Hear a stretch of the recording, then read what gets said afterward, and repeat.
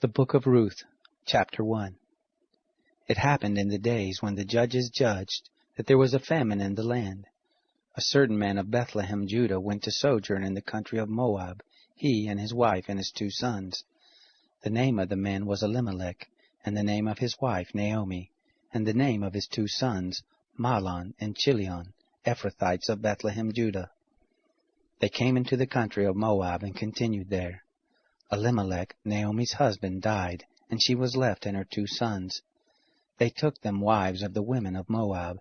The name of the one was Orpah, and the name of the other Ruth, and they lived there about 10 years. Mahlon and Chilion died, both of them, and the woman alone was left of her 2 children and of her husband. Then she arose with her daughters-in-law, that she might return from the country of Moab, for she had heard in the country of Moab how that the Lord had visited his people in giving them bread. She went forth out of the place where she was, and her 2 daughters-in-law with her, and they went on the way to return to the land of Judah. Naomi said to her 2 daughters-in-law, Go, return each of you to her mother's house. The Lord deal kindly with you as you have dealt with the dead, and with me. The Lord grant you that you may find rest, each of you in the house of her husband. Then she kissed them, and they lifted up their voice and wept.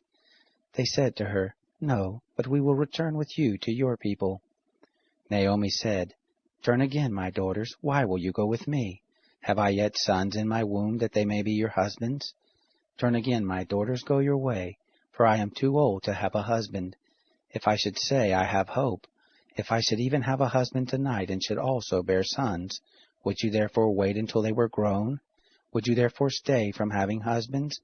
No, my daughters, for it grieves me much for your sakes, for the hand of the Lord is gone forth against me. They lifted up their voice and wept again, and Orpah kissed her mother-in-law, but Ruth joined with her. She said, Behold, your sister-in-law is gone back to her people, and to her God. Return you after your sister-in-law.